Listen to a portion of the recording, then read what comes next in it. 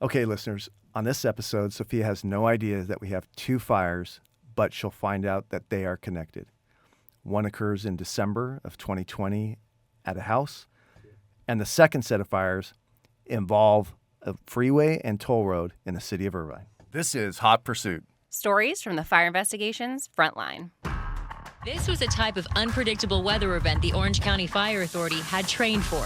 Firefighters responded to the 2200 block of South Susan Street with a report of a commercial structure fire. Fire investigators are still working on their full report about the cause of the fire. To find out why those fires started and how to prevent them, investigators need to pick through the debris and answer important questions like how did the fire start and where? The suspect was arrested and charged with 4 counts of arson as well as reckless endangerment. Welcome to Hot Pursuit, the podcast where we dive into the mysteries and investigations of fire-related true crime cases of the Orange County Fire Authority Investigations Division. I'm Sophia Champeau. And I am OCFA Fire Captain and Fire Investigator Scott Coleman. And together, we'll take you behind the scenes of some of Orange County's most fascinating and often chilling fire investigations. From arson to accidental fires, we'll explore the evidence, the suspects, and the untold stories that emerge from the ashes. Every episode will bring you a new case, breaking down the events that led to the fire, and talk to the experts, including fire investigators, law enforcement, and forensic specialists, to give you an inside look at how these cases are solved. Just like you, I'll be hearing these stories for the first time. So sit back, relax, and join us as we uncover the hidden truths behind some of Orange County's most intriguing fire investigations. This is Hot Pursuit. Well, hello. We're back again. Welcome back. So for this episode, I brought in Investigator Burns. He's my regularly scheduled partner, if you will. We don't always work together because of the trade thing, but he's the one that I've done the most fires with.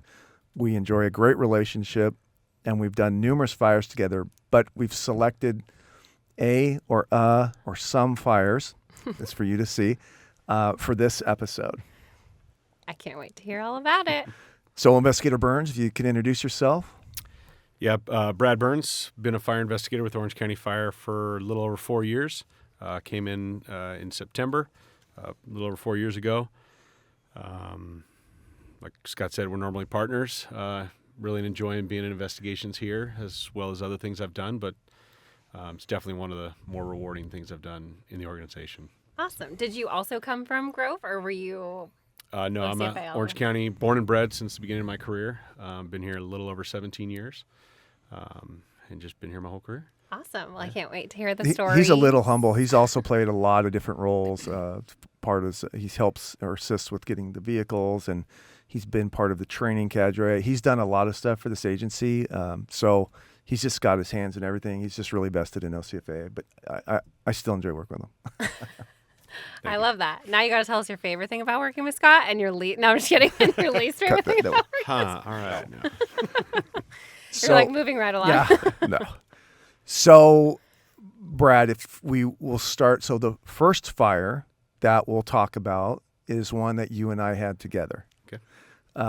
If you want to go, I guess we'll go with your lead in, and then because I performed some origin and cause. Yep.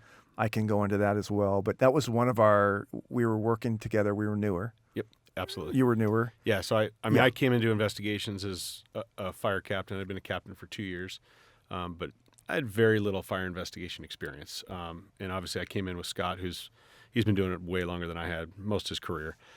So I'm a new guy coming in, doing doing the origin and cause to get my feet wet and learn it, with the assistance of Scott, showing me, really, hey, what am I missing? What points did I not capture that I should have been capturing, or what did I capture that was good? So one incident that came to mind when we discussed this podcast was an incident that we both had in Garden Grove. And interesting enough, we had been to that address. Unbeknownst to us, this is the second time we had been to that address. So the fire investigation unit had been there before, but we did. Our shift did not know that. Yeah. Exactly. Oh, I see. Okay. Yeah. So we showed up to this. It was a structure response to a residence in the city Garden Grove, and when we were called to it, one bedroom was significantly involved in fire, and we arrived. I think the guys had already put it out when we got there, or finishing extinguishing the fire. Yeah. And on this fire, I was actually origin and cause, and he was to acquire witness statements, do interviews, and get video camera if there was video camera. Okay, and really quick, this is when you guys, since you're playing the separate roles as you go on the fire, you're not interacting with each other. Okay, perfect. Nope. Got it. No. So he's inside. He's doing the origin and cause investigation. I'm doing interviews.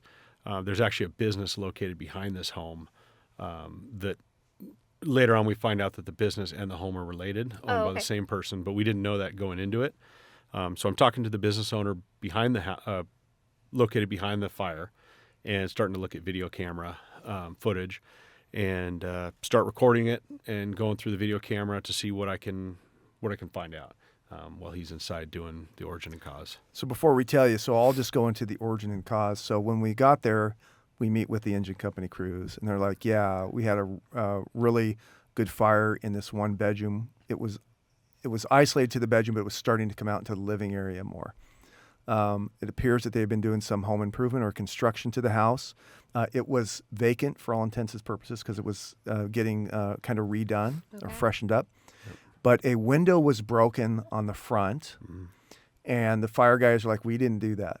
That was here when we got here. I'm like, oh, well, that's not normal. And sorry, just to recap, you said the fire was coming towards the back of the home. So is that what you said? The bedroom was in the side. So if I'm looking at a house and we have a right side and a left side, the bedroom was on the rear left. Oh, okay.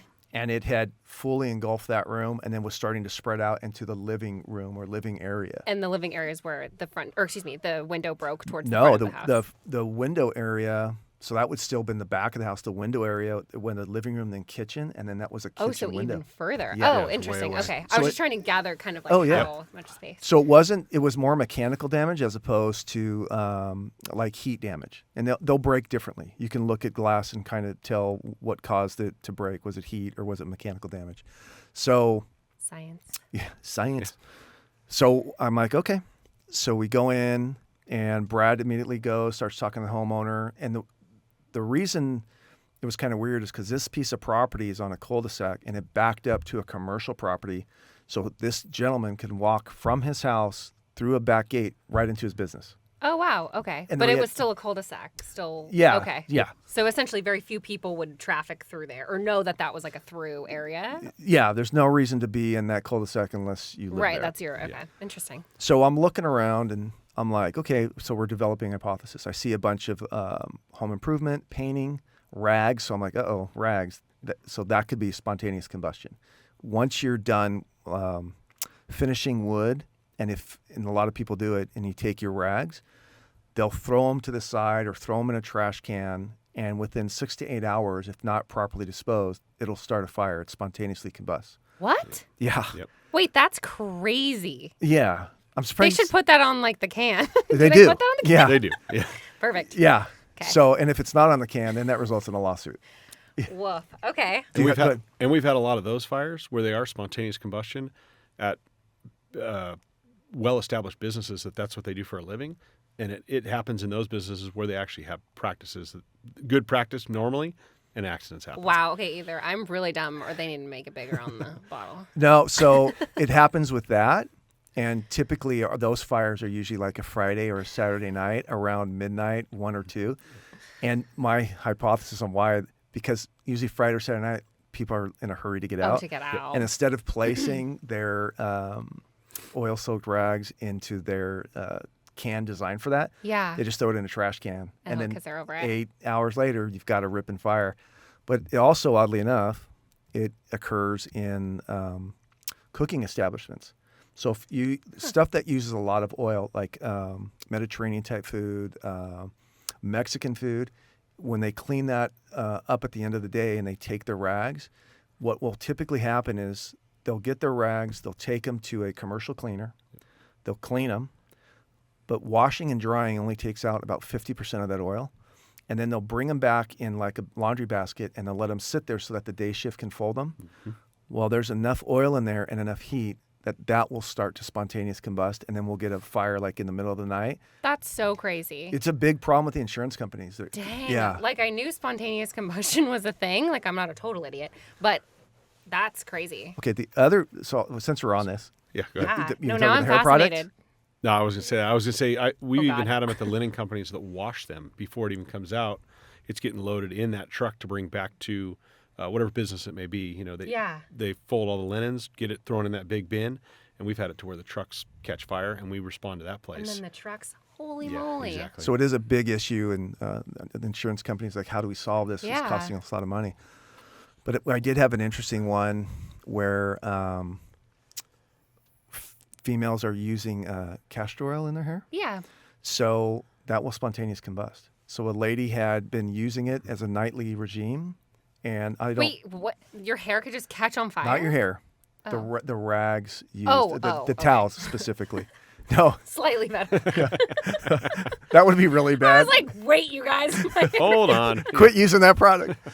No, so the rags would be thrown into like a laundry basket. And then, sure enough, like 6-8 hours later, after it had been compiled, she had a small fire in her bedroom. And so we look, and I'm like, well, what's on that rag? She goes, oh, it's this castor oil. I'm like, I'm not familiar with that. I mean, just look at my hair. Obviously, I don't do hair care. And she's like, yeah, but nowhere on the bottle does it say spontaneous combustion. No. So I had to do a bunch of research, and they're like, oh, yeah, it's totally spontaneous. It can totally combust. Oh, my goodness. I need to do a little more Googling. So there's a lot of other things, but I mean, on this fire, when you walked inside and you saw all those products, I'm just starting to do the interview. So it was kind of a, hey, ask them what they've been doing, which is our normal routine. But if you see it, that's a question he wants to know an answer to. Yeah. Yeah. And if it is spontaneous, it has to be a cotton rag or towel to make it work. Okay. But there'll be remnants of it left over. It doesn't consume the whole towel or anything. Okay. So I'm walking around. I go from the least amount to the most amount of damage. I end up in this bedroom. And there's just a mattress and like I think it was just 2 mattresses on the ground. Nothing else there. Okay. And not really lived in, but it looked like it was more of like a crash pad. Maybe he let the contractor, maybe that's where he lived. While they were working on it. You're just like, Okay. I don't know what's going on, but this isn't how my house Evidence looks. potentially of someone living there, potentially. Or sleeping there. Yeah. Maybe they're just crashing there while they're doing work, or he's getting a discount, whatever. But that is my room of origin. You can tell I'm walking through the whole thing. We pull everything out. I start to see some patterns on the floor that are consistent with what we'll call an irregular shape pattern. That could mean something was introduced, like an accelerant, or it could be the result of the oxygen in the room going to what's called flashover. So I'm digging through. I cannot find any competent ignition sources for this to start. I'm like, I can't find anything. Okay. Really quick, what's flashover? So flashover is when instead of having a fire in a room, you have a room on fire. It totally transitions to the whole room's on fire. Okay. I think we talked about this in another episode. Yeah, it's a whole process. Okay. So on this one, because I couldn't identify these areas of kind of irregular patterns, we ended up calling our canine in. So as we know from the previous episodes, Freedom. Yes. And he ended up alerting to multiple areas in that room. So I'm like, okay. Yeah. So we're like, okay. So now my hypothesis is, well, something was introduced, but it still could have been maybe some equipment or something spilled while they were doing something during the process. Leave it plugged in or something. Yeah. So I'm like, okay, well, let me go meet with Brad now. I've gone as far as I can forensically, and now of course I have to get those samples sent to the lab, and they have to confirm what it is. Right? It's like, did the contractor maybe bring some gas equipment in and run something? Maybe he doesn't know safety, whatever. Right, because Free can, it's like any ignitable liquid he will alert to kind of thing, right? Not any, but a majority of them. Oh, More I see, okay. that are commonly used as an accelerant. Yeah. Okay. So I go and I find Brad, and he says, hey, actually, we have video.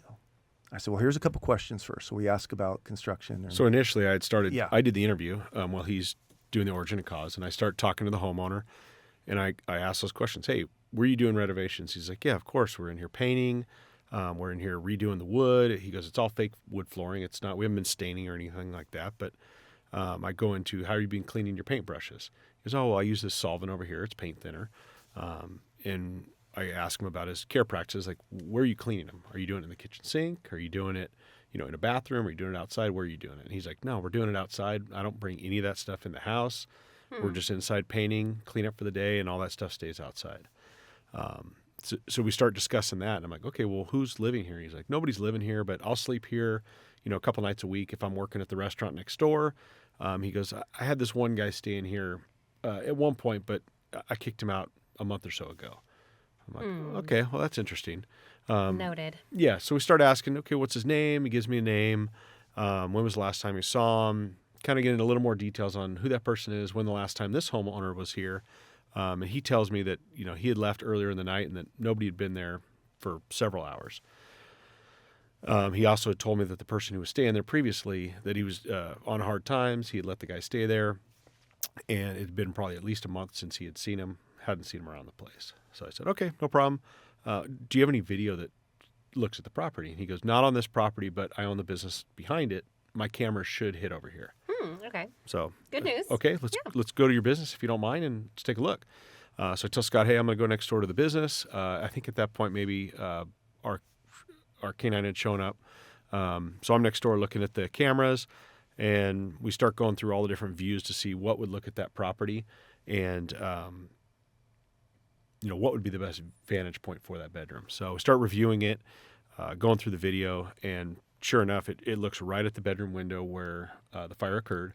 And you're able to see a little glow in the window and a very, very tall figure standing in the room. And I'm like, well, that's odd. So then, back it up. That's not normal. That's not Don't normal. Be Yeah. suspicious. And the person was very notable as far as it was a distinctly very tall person. Yeah. So we back the video up, look at it again. You're able to see, you can't see who it is, but just a figure. And then next thing you see a very bright flash, and the whole room's involved in fire, which would indicate that the fire grew very rapidly in that room. So we need to figure out what's going on. So that video, when you have nothing in a room and then all of a sudden there's a lot in a room, that supports a hypothesis of an accelerant being introduced. But still, we have to go to the lab and confirm that it's there. Sure. But now it's removed the question of, well, did they clean their brushes in there? Did someone introduce a piece of equipment? Right. Now we know. You have the video, you have freedom, Guy's you have in the there. witness statements. There's no fire. Yeah. He sets a fire. You see his silhouette, and then he's gone. Yeah. Like, okay. And you do see a flicker going on like a lighter would have, and then the fire very large after that. So I collect the video. We begin to finish his scene investigation. He gets that info after we've requested freedom. We collect several pieces of evidence, like you said, and then that person is not there the night of the fire, but the homeowner has a pretty good idea who it is. He's given me a name of who the person who was staying there was, and he believes that it could be that same person. Okay, so he's sitting there watching the video with you and is like, oh, that guy looks familiar. Yep. Okay. So the That's key nice. point in this is we have a name. We think we know who it may be, or it's at least a suspect that we have to interview. But from all accounts, he's gone. Gone. Right? And so Brad's like, I can go no further. And I'm like, well, I can't go any I know if somebody intentionally set this fire, but we don't know who that somebody is. We need more information. So from there, we're like, I guess we're done for now. Go ahead. Right. No, I was just going to ask, at that point, did you still know that, had you still only responded to this house once? Or did you, at this point, know that there was multiple responses at this? So prior to that, I actually responded to the house with Investigator Strom, one of our other investigators. Yeah. We responded to it several weeks before it for what we determined an unintentional fire outside. We found a ton of cigarette butts sitting outside of a vent in dry grass, and it looked like painters basically taking a lunch break out there, having a cigarette and extinguishing it in the same spot. That's what the fire appeared like. Got it. Just for definition of a fire, it was a tiny little fire on the outside. Not like this one. No. this, no. It was just like, and it was really consistent with an improperly disposed of cigarette. Yep. Yeah. So it's just by happenstance, we're like, well, now maybe was it? Totally. And distinctly, I remember when we got the call to this address the second time. Because it's a really weird address. That's all we can say. Yeah. But no, that's okay. Very just to if I were to tell it, you, you would remember it. Yeah. When I got the address, I mean, I still remember today the address, but when I got the address and the call, I looked at the notes and I'm like, there's no way this is a real address. It's not right. Something's wrong with the call. Yeah. But it was correct. So that night, he was not there. We ended up getting a call. So we leave the scene, we complete our investigation, take the evidence, we log it, and we're back at headquarters or at stations, wherever. Yeah. And I think it might have been the next day or our next shift. We get a phone call from Next shift. Yeah, from an engine company who's out on a call, and they said, "Hey, we just responded on a victim who we're taking to the hospital for basically he got beat up." And we're going, "Okay, Why are you calling Why me? are you calling us? And they said, well, we think he might be related to the fire you guys responded to the other night down the street here. And we're like, okay, well, can you give us the name? He gave us the name, and we said, okay, yeah, we'd like to talk to him. So we end up responding out to the hospital, and I interview this gentleman and basically discuss with him, hey, my name's Investigator Burns. I'm here to talk to you about a fire that occurred at this address. What do you know about the fire? And he goes forth and says, yeah, I don't know anything about it, basically, is what he tells me. I don't know what you're talking about. Huh. So it was the guy that that the homeowner said was renting previously or was staying at the house. So at that point, if he doesn't want to talk to me, I didn't have any more to prove that he did it. Obviously, you may have a hunch, or you may have a feeling that maybe he did it, but I don't have proof at this point. We don't have probable cause, so Sure. we can't go past that. There's nothing I can do at this point. Yeah. So I say, hey, thank you. I appreciate it. Wish you well. Hopefully you heal up and we leave. Yeah, good on that crew Yeah, for calling you. for sure. Yeah. Absolutely. It Shout was out to definitely them. helpful. But that was, as far as we knew it, that was going to be the end of it. So that's the conclusion of that incident. Okay. So we're done. It's an open investigation, but it's inactive because we've kind of hit a dead end, but we can always go back and revisit. Well, then that brings us to the other incident. Yep. Now, I'm not a part of this one. Yeah. So the next one we wanted to talk about is, what was it, in February of 2021? So I'm coming into work. I've been in the section maybe, 5 months at this point, 6 months, somewhere in there. I'm coming into work to relieve one of our previous investigators who has to go home early. I don't remember what the situation was, but we had arranged for me to come in that night and work the rest of the shift for him. So I'm on my way into work, and I get a phone call from him, and he says, hey, man, are you almost here? I think we're going to get a call for a small vegetation fire down in Irvine. I'm like, yeah, no problem. I'm 5 minutes from the station. By the time you get the call, I should be there. Let me know. So I show up to the station, I take over for him, and I end up responding to the fire. It was down off the 5 freeway, and Jamboree was the first one. And it was just a small little roadside fire in like the ice plant. Not really, didn't go anywhere. I don't even remember how big. It was maybe 12 inches in diameter, very small fire. Typically an engine company would just handle it. On this one, though, we had gotten a phone call. So we went out to it. Took that report, I'm responding to it, and then en route to that call, we get a report of another fire just up the road on Jamboree. I think it was actually on the Irvine side, and it's closer to the 261. We get a report of a vegetation fire. And we're like, okay, well, hey, we're almost done with this one. Go ahead and stay on scene of that. We'll come over and handle it. Just don't leave the scene. Typically, we ask our guys to preserve the scene. I don't know if you guys have talked about that, but I need an engine company or a police officer, somebody to hold that scene until I get there to investigate it. Make sure it's good. Yeah, make sure it's secure. So the engine company holds onto the scene, finish up the first fire we're on, and then start heading to that fire. While I'm en route to that fire, we get a report of a third fire. This one's actually at the 261, and I think it was Brian. And that one I can see. The first fire, there were 6 fires total. Whoa. So the first fire was at the freeway, no big deal. Second one was right outside a store, very similar, like a little 6-inch area of burn material and grass. And then I'm on my way to that one with my partner, and we see another one. And this one I can see, it's, I don't know, 20, 30 feet tall on the side of the toll road is what I can visually see. We'll respond to this fire. Yeah. So we both go over to that fire. Once again, tell the engine company, hey, go ahead and hold that. They end up coming over to help us, and we have a security guard hold it because they need to put the other fire out. So it was actually Investigator Strom and myself were the first 2 on it. So we're on the side of this, on the toll road there at Bryan, and this fire's just burning the vegetation up against some apartments. We end up getting a 4th fire further north on the toll road.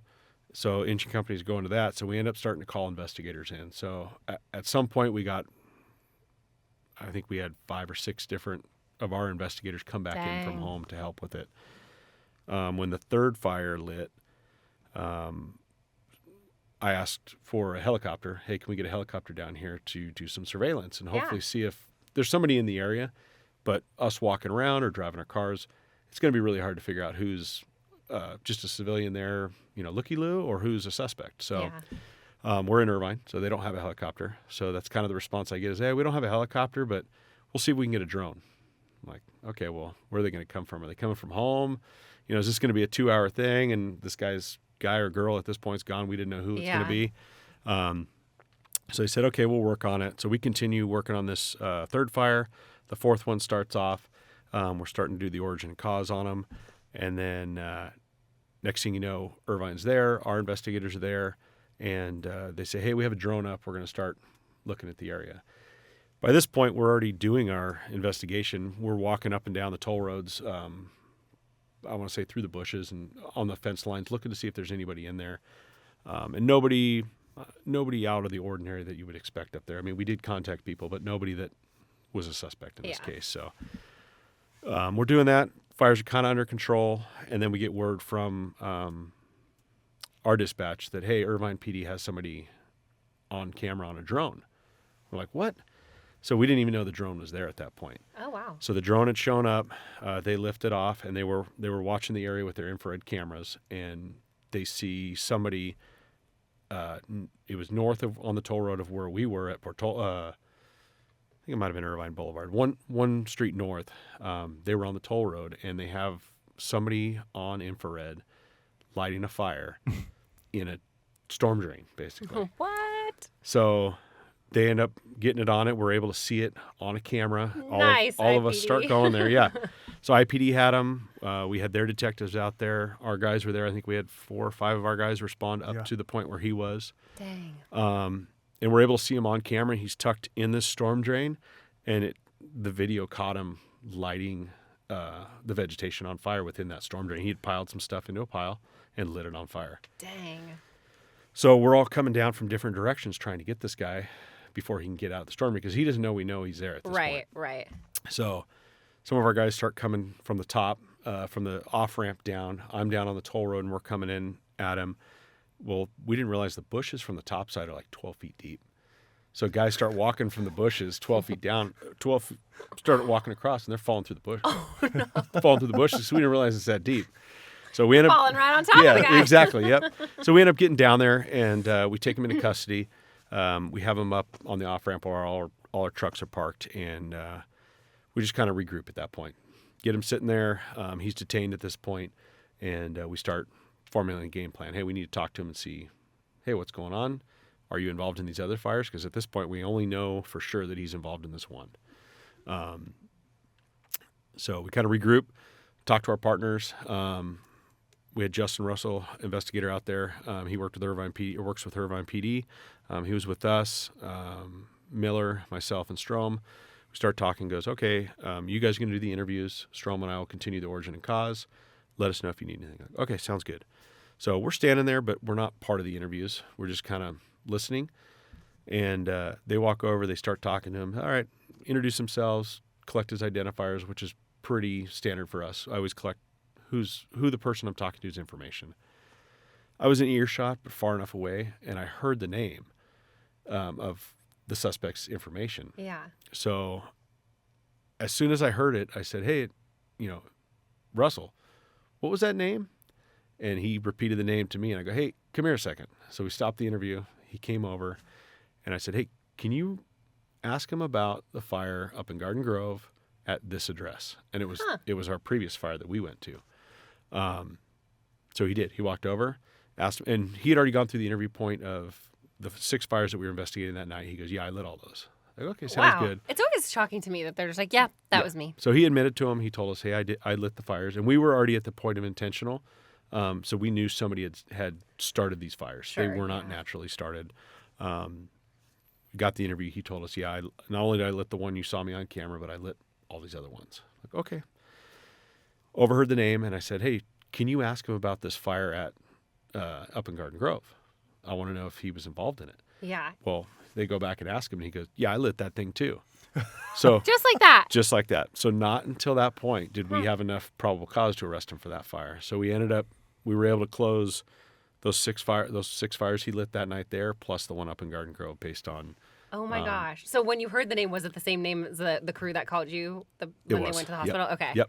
Dang. And I mean, talking to him on the interview at the hospital, like he had a pretty good idea talking to him that he knew more. Yeah. He just didn't want to say anything, which that's his right. Well, and he was beat up. He was beat up. Someone had really that's true. went to town on him. Yeah. And so, is he on pain med? These would be hard to get past our 100%. DA to be like, hey, man, Yeah. this is so circumstantial. Yeah. And we just couldn't get there from there, but we always leave it open. Totally. And you're respecting his right to be silent. 100%. Yeah. Oh, yeah. Yeah, because that's my right, too. So we always respect that. But Totally. yeah, I mean, just the address of the place was a key identifier because it's so unique. Yeah. And then you had really remembered his name because we were so frustrated we couldn't get past the interview. And so he put it together. But that I thought you would enjoy this case. Yeah. Dang. And it was a very unique name to where it's like not only the address, but the name. You're like, oh, as soon as he said it, I'm like, hey, ask him about that other case. And it ended up working out. Dang. Well, great job. Yeah. That's crazy. It always shocks me when they just are like, yep, that was me. Or when they do it in quick succession like that because you're just so likely to get caught, in my opinion. But let's break that down because at this time, the time at the brush fires, he was like, I did those. And I did the other ones that you didn't see. Yeah. Oh, and I did the Garden Grove one. But when we talked to him, he barely would mumble his name. Right. He's just That's like, so interesting. What do you guys think that is? Oh, that's a psychologist. Yeah. Oh, really? I have no, I wouldn't know. Is that common? No, I think we talked about it before in the another episode, but like when I'll do interviews, people will say like, yeah, I did it. And then I'll be like, okay, so you did this, isn't it? No, I did those three. I didn't do that fourth one. Someone else might have came in and done that. And you're like, what? So they hit something in their mind just makes them stop at some point that they think will like get them out of it, or I don't know. Yeah, interesting. Yeah. You have this I've had that too. experience? Yeah, where they're, I'll have a string of fires or starts within a home or a business or something like that, and I'll get them to it and ask them about it, and they'll be like, "Oh, I lit it over there, but I didn't do that." And you're like, "Well, was there somebody else here with you?" And they're like, "No, there was nobody else here. I was here alone." I'm like, "Okay, well, it doesn't make any sense then that I would have a fire in here if you were the only one here." Make it make sense. Yeah, exactly. So, so that's the other thing. Sometimes, and I'll just let them tell the story, but they think they're out maneuvering the conversation. I mean, and they'll be like, well, no, I was home alone. I'm like, okay, so no one else could start. Oh, well, actually, a gang of bikers came and drove past the house. And then I'm like, well, okay, well, how many? Well, a lot. And then they threw a Molotov cocktail at my house. And then it just started burning. I'm like, oh. I just forgot to tell you. Where's the Molotov cocktail at? Well, it got burned up in the fire. I'm like, oh, well, it's glass. So, and then I'll just let him, I'm like, all right, so let me go back. You're in your house. You heard them or you saw them? Oh, no, I saw them. I'll have them with the story. And I'm like, it's pretty ridiculous. He goes, yeah, no, that's a really stupid story. And they will. They'll come out and say it. So crazy. So then what, when it's that many fires, and I know we were kind of talking about enhancements and things like that, what are the charges for the Garden Grove and then all the veggie fires around the tour? So on that one, I would have to look and see exactly what we charge them, but I would imagine we charge them with 6 felony counts of arson to vegetation, 451 Charlie on that one for the Irvine fires, and then he would have got. In Garden Grove, it's so it burnt the structure. Yep. So it's inhabited structure, which means it's a 451B. So we have A, B, C, and D. And the higher up you go from A up, there's more time added to it. Okay. So like but they're all felonies, or every arson is felony. Oh, okay. Yep. The only one that's not is 452D as in David, and that's if you. What's a good example? Like you burn a like an accidental fireplace, like a cigarette type thing, or where your fire extends to like damages something, and you're barbecuing. Because of your poor actions, it caused a fire to something else. That's a misdemeanor. Oh. Yeah. But the courts never really mess with arson because it's so devastating. Yeah. And in the past years, a lot of things have been decriminalized or things have been bumped down to misdemeanors. But they never really mess with arson because it's just it's devastating. And once you set it, you have no control over it. Yeah. What's crazy too, I think that people, they don't even see past like the crime itself. Like, okay, this crime impacts these people, but then it's like the crews that are going out there and exposing themselves to the chemicals that are now burning. Like it has such a ripple effect that these criminals don't. I mean, not that they cared in the first place because they wouldn't have done it, but it just puts people in danger in such a significant way that people don't really realize. It's crazy. Yeah, it's so much further than. I mean, a lot of the calls we run, and I'm sure other guys that have come in have said, talked about some of the calls they've had, but we run quite a few calls in the section a year, and some of them are as I don't want to say as simple as some paper in a gutter, but I mean we do respond to those calls to where it may be paper or leaf litter or stuff like that within a gutter, but that is a crime. Yeah. And a lot of times that may lead to other crimes or may lead to the fire getting bigger next time. Yeah. So they are calls we respond to. They're fires that we do go out and investigate. And, sometimes people are arrested for fires that you want to call small or insignificant, but Still a to fire. who are they insignificant, Yeah. right? To you or I may be like, oh man, that was just a piece of paper, but it may Breaking be the rules or it's breaking somebody's the rules. paper. Yeah. So, Yeah. um, Crazy. Well, thank you for bringing that Yeah, story to absolutely. us today. Stories. Yeah, I thought you'd like that one. I did. Great job. and I was a new investigator at that point, so it was weird. You're like, It was what? a weird call to come into going, wait, what am I getting in like this? What am I getting into here? And also, the guy just was like, yeah, I did it. Yeah. That makes it easier. I mean, even on that one, we would have been able to hook him up. We had it on video. Yeah. We had that.